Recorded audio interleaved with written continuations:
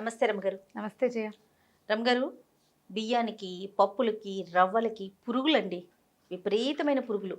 లోపలేమో నల్ల పురుగు, తర్వాత తెల్ల పురుగు. బయటేమో ఒకలాంటి రెక్క పురుగు రమ్మగారు. వడ్ల చిలకలు అంటారు. అమ్మంటారు ఆ పురుగు ఉందంటే ఈ పప్పుల్లో వీటిలో పురుగు వచ్చేస్తుంది. వచ్చేసినట్టు. పురుగు ఉంటేనే అది వస్తుంది అనేసి విన్నా నేను. పురుగే వడ్ల చిలకగా మారుతుంది. గొంగళి పురుగు సీతాకోక చిలుక అవునట. అవ్వదు? అవునవును. ఈ పురుగు బాగా తిని తిని చిన్న పురుగు పుడుతుంది, నలకల్లాగా ఉంటాయి. పురుగు పుడుతుంది, లావుగా పెద్దగా అవుతుంది. పాకి ఎక్కడైనా గూడు కడుతుంది. సేమ్ లార్వా ప్యూపా ఉంటాయి కదా, ఆ, ఆ. అదే స్టేజ్. అది గూడు కట్టి ఆ గూట్లో నుంచే వడ్ల చిలక బయటకు వస్తుంది. ఓహో. ఆ చిలకలు ఉంటే మళ్ళీ గుడ్లు వస్తాయి. బియ్యము, పప్పులు, అబ్బో బియ్యం, బొంబాయి రవ్వలు, గోధుమ పిండి, అవునండి. అన్నిటికీ. ఇంకా ఓట్స్ కూడా పడుతున్నాయి ఇప్పుడు. ఓట్స్, సేమ్యాలు, ఎండుమిర్చికి కూడా రమ్మగారు. ఎండుమిర్చి పురుగు మరీ విపరీత పురుగు. చింతపండులో గింజలు ఉంటాయి, వాటితో పురుగు. ఇవన్నీ కూడా చేతి కొద్దీ పని చేసుకోవాలి జయ. చిన్న సంసారాలు అనుకో సరిపడా కొంచెం కొంచెం తెచ్చుకున్నాం. కేజీ అర కేజీ తెస్తాం. మనం ఇప్పుడు సూపర్ మార్కెట్కి వెళ్ళి 1కి 2 ఫ్రీ, 2కి 6 ఫ్రీ అంటే ఫ్రీలు అన్నీ తెచ్చేస్తాం. పప్పులు టిప్పులు అన్నీ కూడా. మళ్ళీ ఎవడపోతాడు అని కొనుక్కొచ్చే వాళ్ళు ఉంటారు. ఏడాదికోసారి కొనుక్కొచ్చుకునే వాళ్ళు ఉంటారు. ఫిబ్రవరిలో శివరాత్రికి ముందు వెనకలుగా చాలామంది కందిపప్పులు అవి కొనేసుకుంటారు. ఒక 25 కేజీల బ్యాగు. దాన్ని 2-3 ఎండలు పెట్టాలి. పప్పులు పురుగు పట్టకుండా ఉండాలంటే ఎండ కావాలి. మాయిశ్చర్ వల్ల పురుగు వస్తుంది. తడి ఉండేసరికి బూజు వస్తుంది కదా, అలాగే పురుగు కూడా వస్తుంది. బాగా ఎండబెడితే పురుగు రాదు.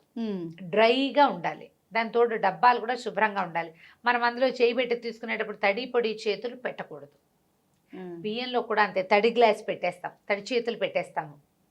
చేతులు శుభ్రంగా ఉండవు, దాంతో పురుగు పడుతుంది. అందుకని ఏం చేస్తాము, పెద్ద బ్యాగులు వదిలేసి 25 కేజీలతో 15 కేజీలతో డ్రమ్ముల్లో పోసుకుంటాం. అవును, అలా చేసేవాళ్ళం. ఇప్పుడు కూడా 25 కేజీల బ్యాగ్ కొనుక్కుంటాం. అందుకంటే తక్కువ. మరి ఇప్పుడు భార్య భర్త 2 పిల్లలు ఉంటే 25 కేజీస్ బ్యాగ్ కావాలి మినిమం కదా. అది కూడా సగపడ అయ్యేసరికి పురుగు వస్తుంది. ఆల్రెడీ పురుగున్న బ్యాగ్ ఉందనుకో ఒకటి ఇంట్లో, కొత్త బ్యాగ్ కూడా పట్టేస్తాయి. అవును, అదే ప్లేస్లో పెడతాం, మళ్ళీ పురుగు వస్తుంది. పప్పులు డబ్బాల్లో పోసేటప్పుడు మళ్ళీ నెల తిరిగేసరికి మళ్ళీ డబ్బా తెచ్చుకుంటామా, కడక్కండా డబ్బాల్లో పోయొద్దు. కడగాలి డబ్బాలు ఖచ్చితంగా. ప్రతి నెల డబ్బా తోమేసుకుని ఎండలో పెట్టండి. డ్రైగా ఉన్న డబ్బాలో పోయండి. నా ఐడియా అయితే కందిపప్పు, పెసరపప్పు ఒకసారి లైట్గా వేయించి అట్టు పెట్టుకోండి, అస్సలు పురుగు రాదు.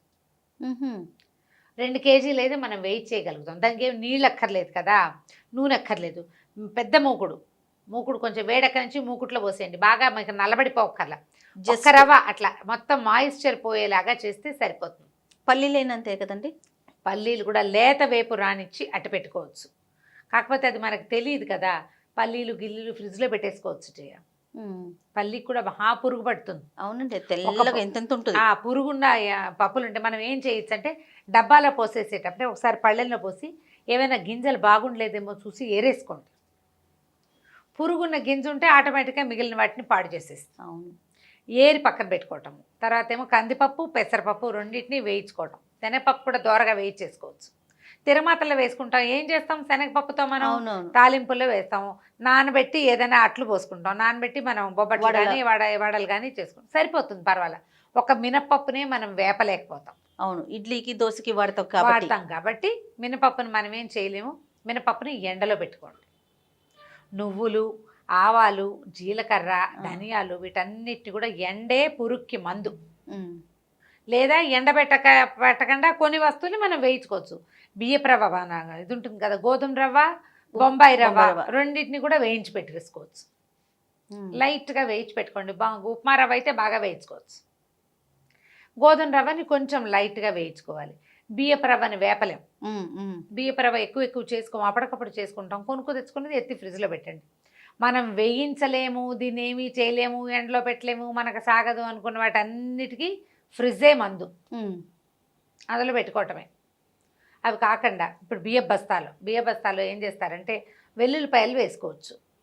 వేపాకు, ఇప్పుడు ట్యాబ్లెట్ పరాద్ అని ట్యాబ్లెట్స్ దొరుకుతాయి. ఇంత బాగా డబ్బా ఉంటుంది, ఆయుర్వేదిక్వి అవి. ఆ పరాద్ బిళ్ళలు వేసేసుకుంటాం. నీకు ఐడియా లేదా? ఐడియా లేదు రమ్మగారు. పరాగ్ PARAG కనిపిస్తుంది, PARADH కూడా కనపడింది ఒక డబ్బా మీద నాకు. షాప్లో దొరుకుతాయి. వేటిలో వేసుకోవచ్చు. బియ్యంలో వేసుకోవచ్చు. 25 కేజీలు తెచ్చుకుంటే మనం మినపప్పు, శనగపప్పు, పెసరపప్పు, తర్వాత కందిపప్పు వాటిలలో వేసేసుకోవచ్చు. ఓకే, బియ్యంలో వేసుకోవచ్చు. ఆహా. టాబ్లెట్ రాకుండా చూసుకోండి నీళ్ళల్లో. ఆ. మనం బియ్యం పోసుకునేటప్పుడు అలా నిద్రమొహాల్లాగా పోసుకోకుండా ఒక మాట చూసుకుని టాబ్లెట్ ఉంటే మళ్ళీ వెనక్కి వేసేసేయి. అది వెల్లుల్లిపాయ, మన పెద్ద వెల్లుల్లిపాయలు గర్భాలు మొత్తం ఉంటాయి కదా, ఆ. పాయ మొత్తం 2-3 పాయలు బియ్య బస్తాల్లో పడేయండి. ఓకే. పురుగు రాదు. ఆహా. కందిపప్పులో కూడా పడేసుకోవచ్చు. మనం ఒక 3 కేజీలు కొన్నాం, ఒక డబ్బాలో పెట్టాం, వేయించలేదు, ఎండబెట్టామంతే, ఒక వెల్లుల్లి గర్భం అందులో పడేయండి. ఓకే. వెల్లుల్లి వాసన కూడా పురుగు పట్టదు. ఒక ట్రయల్ వేయటమే. అంతే. ఇది వరకు వేపాకు వేసుకునేవాళ్ళు. ఆ. మనకి బ్లాక్ రైస్ తెచ్చాడు ఒక రైతు, నాకు కూడా ఇచ్చారు. అవును. అందులో వాళ్ళు ఎండబెట్టిన వేపాకు కలిపి పెట్టారు. ఓకే. మనం నీళ్ళలో పోస్తే వేపాకంతా తేలిపోతుంది, కడిగేస్తాం, అవును. పురుగు రాకుండా ఉంటుంది. ఉమ్. అవి మొన్నటి దాకా పురుగు రాలేదు చేయ. ఓహో. వాళ్ళు ఇచ్చిన బ్యాగు నువ్వు నాకు ఒక కవర్ ఇచ్చావు, కేజీ అవును. కవర్, అది అలాగే ఉంది. కొన్నే వాడాను నేను, సగం పైగా ఉండిపోయినాయి. బ్లాక్ రైస్ వండితే నచ్చలేదు, ఓ. తినలేదు. దాన్ని నేను కిచిడి చేసేసాను 2-3 సార్లుగా. తర్వాత మిగిలింది మొన్న మధ్య పోసాను. దాదాపుగా 6-8 నెలల పాటు ఉన్నాయి ఆ కవర్లో. వేపాకు కలపటం వల్ల అంటారా? వేపాకు, పచ్చి వేపాకు కాకుండా ఓకే. దాన్ని ఎండలో పడేసి ఎండబెట్టి, దానికి ఇంకొక ఈజీ మెథడ్ ఒకటి చెప్తాను, నేను చేసాను అది. వేపాకుని కొంచెం ఎండబెట్టేశాక ఒక చిన్న క్లాత్ పౌచులు కుట్టుకోవాలి, ఆ. కాటన్వి. ఆ. ఇది వేపాకు అందులో వేసేసి ఆ పౌచ్ మూతి కట్టేసి అది వేయండి. ఓ, ఇది ఇంకా సూపర్. హాయిగా ఉంటుంది. ఆ. ఇది మొత్తం అంతా స్ప్రెడ్ అవ్వదు, వాసన మాత్రం వస్తుంది. క్లాత్లో నుంచి వాసన వచ్చేస్తుంది కదా. ఆ పౌచులు ఒక 3-4 పౌచులు కనుక వేసేస్తే ఆకులు ఎంతసేపు రావడం లాంటిది ఉండదు. మొన్న ఒక బాగుంది. ఫ్రెండ్ ఒకరు చెప్పారు, ఇది వరకు నేను ఇది చెప్పానేమో మన ఛానల్లో అనుకుంటున్నాను నేను. ఈ వేపాకు రుబ్బేసేసారు, ఇంత ఒడియాల్లాగా పెట్టి ఎండబెట్టారు. ఉమ్. ఆ ఒడియాలు వేసుకున్నారు. ఒడియం ఏముంది, బియ్యం పోసుకున్నప్పుడు మనకు చేతికి వస్తుంది, తీసి తీసి మళ్ళీ పక్కన అందులో పెడతాం. చెప్పలేదు రమ్మగారు, ఫస్ట్ చెప్పలేదా? టైం వింటున్నా. అయితే ఇది చేయొచ్చు. ఇది బాగుంది.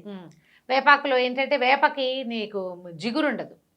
2 మెంతి గింజలు వేస్తే జిగురు వస్తుంది. అవును. ఆ వేప బిళ్ళలు ఎన్ని రోజులో యూజ్ అవుతాయి. అవి ఉంటే పురుగు రాదు. ఓకే. నేను మినపప్పులో వేసాను, ఆ. బియ్యంలో వేయలేదు. బియ్యంలో నాకు సాగల. మినపప్పువి నా దగ్గర 15 కేజెస్ డబ్బాల్లో ఊరి నుంచి వస్తుంది కదా, మినపగుళ్ళు అవునవును. వస్తాయి, పొట్టు మినపప్పు వస్తుంది, అందులో పడేసాను. ఓకే. పురుగు అయితే లేదు. లేదా? పురుగు లేదు. వేపాకు రుబ్బి బిళ్ళలు అన్నారు. వేపాకు రుబ్బితే ఆ బిళ్ళలేవి ఏమి రాదే, అది ఎంతసేపటికి అదేదో కుస్తీ పట్టినట్టు అయింది. ఇది లాభం లేదని ఏం చేశానంటే మెంతిపిండి కొంచెం ఉంటే కలిపారా? మళ్ళీ ఆ ముద్ద అందులో వేసేసి మిక్సీలో ఈ మెంతిపిండి వేసి చాలాసేపు గ్రైండ్ చేశాను. ఆ తడికి మెల్లిగా జిగురు వచ్చేసింది. అవైనా ఇంతంత బిళ్ళలు 2 రోజులు ఎండలో పెట్టా, ఒడియాల్లాగా గట్టిగా అయిన టంగుమని. ఆ టంగుగా ఉన్న ఒడియాలను ఎత్తి పప్పులో వేసేసాను. ఓకే. ట్రై చేసి చూడండి. ఏదైనా కూడా మనం ప్లాన్ చేయందే ఏ పని అవ్వదు. అంతే. మాటలు వేరు, చేతలు వేరు కదా చేతలు రమ్మగారు. వేరు. కెమికల్స్ మనకి ఎందుకు అవి ఇవి అని అనుకుంటాం అవును కదా, మనం ఇంట్లో చేసుకోవచ్చు. లేదా ఈజీ మెథడ్ ఏంటి, ఎండబెట్టడం. కొన్ని వేయించుకోవటం, కొన్ని ఎండబెట్టడం, కొన్నేమో ఫ్రిడ్జ్లో పెట్టడం. కొన్నిట్లలో ఇవేవి చేయలేని వ్యవహారాల్లో ఇది చేయటం. అంతే. మనం మామూలుగా కారాలు, పసుపులు అవి ఊర్ల నుంచి వచ్చే వెళ్తారు ఎక్కువ. నాకు కూడా ఒకటి 5 కేజెస్ కారం వచ్చింది గుంటూరు నుంచి, మా వారి పేషెంట్లు ఎవరు, పెద్ద డబ్బా నిండా. అయితే నేనేం చేస్తున్నానంటే ఆ డబ్బాలోంచి అసలు రోజు దాంట్లో చేయి పెట్టే పని లేదు, చిన్న డబ్బాలోకి తీసుకుంటాం. పెద్ద డబ్బాకి ఎయిర్ టైట్గా మూత పెట్టి అటు పెట్టేసుకోండి, గాలి చొరనివ్వకుండా ఉంచుకోవటం. కారానికి కూడా పురుగు పడుతుంది తెలుసా నీకు? అవును రమ్మగారు, పడుతుంది. ఇదే బాధ. అందుకని ప్రతిదానికి ఈ మార్గాన్నే మనం అవలంబించాల్సి వస్తాం. రవ్వలైతే వేయించుకోవటమే కదండి. రవ్వ వేయించడమే, నేను బొంబాయి రవ్వ వేయించేసి పెట్టేస్తా. కవర్కి సన్న హోల్ పెట్టడం, మొత్తం అంతా వేయించేసేయటం, మళ్ళీ ఎత్తి కవర్లో పోసేయటం. గోధుమ పిండి పరిస్థితి ఏంటి రమ్మగారు? గోధుమ పిండికి కూడా ఇంతే చేయాలి. గోధుమ పిండి ఎక్కువ తెచ్చుకోకూడదు. తక్కువ తెచ్చు. మనకి ఇప్పుడు ప్యాకెట్లు అవి దొరికేస్తాయి. 5 కేజెస్ బ్యాగ్ తెస్తే ఒక 10 రోజుల్లో 12 రోజుల్లో వస్తుంది అనుకో. అది చెల్లక ఇంకోటి తెచ్చుకోవాలి, చెల్లాకే. అది చెల్లకుండా తెచ్చుకోకూడదు. మనం 25 కేజీలు మనం ఏం చేస్తాం, అన్ని తినలేం కదా. ఎయిర్ టైట్ డబ్బాలు ఎప్పుడు కూడా చెయ్యి తడి చేతులు మాత్రం ఏ వస్తువులోనూ పెట్టుకోకండి. చేతులు ప్రతిదానికి ఒక గరిటె ఉంచుకోండి అందులో. అంతే. ప్లాస్టిక్ గరిటెలు మనకు మంచి దొరుకుతున్నాయి, చెక్క గరిటెలు దొరుకుతున్నాయి. చెక్క ద బెస్ట్, దాంతోటే తీస్తాం. కొత్తగా మళ్ళీ ఫ్రెష్గా ర్యాక్లో నుంచి ఒక గరిటె పెట్టద్దు, దాని స్పూన్ దాంట్లోనే ఉంచేసేయండి. ఆ స్పూన్ తోటే తీసివేసుకుంటే మళ్ళీ స్పూన్ అందులోనే ఉంటుంది, అటు ఇటు కలవదు, దానికి తడి పొడి అంటము. డబ్బాలో ఉంటుంది హాయిగా. రమ్మగారు, ఇప్పుడు ఇలాంటి ఐటమ్స్ అన్నిటికీ కూడా గాలి తగలాలా, చీకట్లో ఉండాలా? అంటే కొంచెం గాలి తగలకుండా ఉండాలా? తగలకుండానే ఉండాలి. గాలి ఇప్పుడు వర్షాకాలం కదా, మాయిశ్చర్కి ఉప్పు అంతా పాకం పాకంగా అయిపోతుంది, బెల్లం పాకం అయిపోతుంది, పంచదార పొడి పొడిలాడుతూ ఉండదు. ఓకే. మరి గాలి తగిలితే ఇంకా ఇంకా పాడైపోతాయి కదా అవి. అవును. ఎప్పుడు కూడా వీటికి టైట్గా, ఎయిర్ టైట్గా ఉంచితేనే వస్తువు పాడవకుండా ఉంటుంది. గాలి తగలాల్సిన వస్తువులు ఏవీ లేవు. ఆ. బియ్యం ఆరాలి, ఆహా. ఆరితే అన్నం బాగుంటుంది. ఆరాలని మళ్ళీ గాలిలో పోయాం కదా, దాన్ని కొంచెం బస్తా విశాలంగా దాన్ని నోరు తెచ్చి గోను సంచిది గాలి బారేలాగా చేస్తాం. ఆవకాయలు మాగాయలు అన్నీ కూడా ఎయిర్ టైట్ కంటైనర్స్లోనే పెట్టుకుంటాం కదా. గాలి లేకుండా ఉంటే గాలిలో ఉండే తేమ వల్లే వస్తువు పాడవుతుంది, పురుగు పడుతుంది.